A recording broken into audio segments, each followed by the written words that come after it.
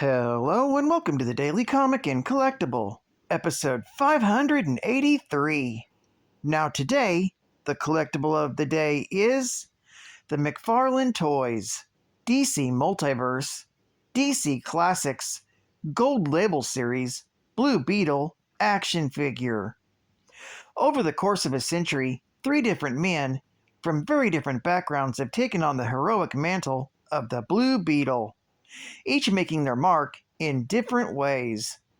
The original Blue Beetle was an archaeologist named Dan Garrett, who discovered an ancient scarab in an old Egyptian tomb that gave him superpowers, which he used to fight crime. He was succeeded by the brilliant Ted Cord, who had no powers to speak of, but carried on the Blue Beetle's legacy with just his wits in his fists, along with a whole lot of gadgets and a sharp sense of humor. This incredibly detailed 7-inch scale action figure is based directly off the DC multiverse of characters. Blue Beetle is designed with ultra articulation, with up to 22 moving parts for a full range of posing. Box contents include the Blue Beetle action figure with scarab, a grappling gun, 5 extra interchangeable hands, and a base. Also included is a collectible art card with artwork on the front and biography on the back. Released in 2023 by Mcfarlane Toys. Now, the comic of the day is Crisis on Infinite Earths, Volume 1, Issue Number 1, with a cover date of April 1985, but was published in January of that same year. With story by Marv Wolfman, art by George Perez, and cover by George Perez. This is the facsimile edition that was released just this year in 2024. This story is titled The Summoning. The story opens at the beginning of time. The Big Bang occurred, forming the universe. However, where there should have been one universe, there were many, each one a replication of the first, with their own separate histories. For in that instant, a multiverse of worlds was born. Flash forward to the present time. A great white wall of pure antimatter energy stretches out across the cosmos. It pervades the multiverse, consuming entire galaxies. On an unknown parallel world, a being named Pariah arrives. He's forced to witness the death of multiple worlds in multiple dimensions. He disappears as he is transported to the parallel world known as THRU. On that world, the crime syndicate, in a rare demonstration of heroism, strives to save their beleaguered planet. However, even their combined might cannot prevent their deaths at the antimatter wall. The planet's sole hero, Alexander Luthor, retreats to his home where his wife, Lois, holds their infant son, Alex, in her hands. Luthor places Alex into an experimental rocket capsule and launches him from the planet Earth.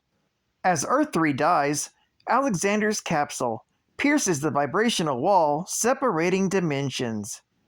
It lands on the abandoned Justice League satellite that's orbiting Earth-1.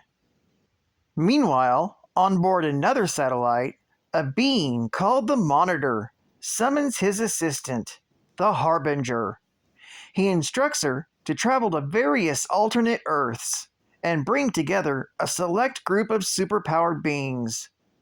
Harbinger uses her power to create replicant versions of herself and sends them to the various Earths. The Monitor, meanwhile, prepares to gather Alex Luthor's space capsule. The first of Harbinger's replicants travels to Earth-1 and gathers Soliver of New Earth, actually King Soliver, from Gorilla City. Another travels to Earth of the 30th century and summons Dawnstar of the Legion of Superheroes to her cause. A third replicant journeys to Earth 2 of the year 1942 to enlist the aid of Firebrand. One version gathers the Blue Beetle from Chicago on Earth 4. Yet another version of Harbinger collects the Psycho Pirate from Earth 2's present, and she brings him a gift, his Medusa mask. She then brings him to Earth 1, where they encounter Firestorm and Killer Frost. The Psycho Pirate uses his Medusa mask to make Killer Frost fall in love with Firestorm. Another replicant travels to pre-cataclysmic Atlantis to find Arion the Sorcerer. However, a shadow demon attacks her and takes possession of Harbinger. The possessed replicant still finds Arion and brings him back to the Monitor's satellite. Later, when they arrive, they find a room full of heroes and villains from alternate realities. Before the assemblage has a chance to acclimate itself to their foreign environment, a horde of shadow demons attacks them all. The heroes and villains fight them off until the Monitor arrives, and he casts a brilliant burst of light which dispels the shadows. Introducing himself, he tells the impatient gathering that he has summoned them all there because their universes will soon be destroyed. This story is continued in Crisis on Infinite Earths, issue number 2. Geek Fact: this issue is considered a key issue, being the first appearance of the Blue Beetle, Ted Kord, in the DC Universe. It's also the first appearance of Pariah and Alex Luthor Jr. It's also the first full appearance of the Monitor, and the first appearance of Shadow Demons. Bonus Geek Fact: this issue was the first of the Crisis storyline, so it features a wraparound cover, illustrated by George Perez. Since there were no ads in this issue, we have another bonus geek fact. Crisis on Infinite Earths was a 12-issue limited series.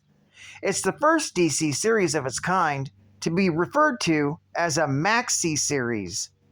The Crisis storyline ties into nearly every existing DC title published at this time. Another bonus geek fact: this is the first DC comic appearance of the Blue Beetle, Ted Kord, as well as his native world, Earth 4. Prior to the Crisis on Infinite Earths, the Blue Beetle was a property of Charlton Comics. And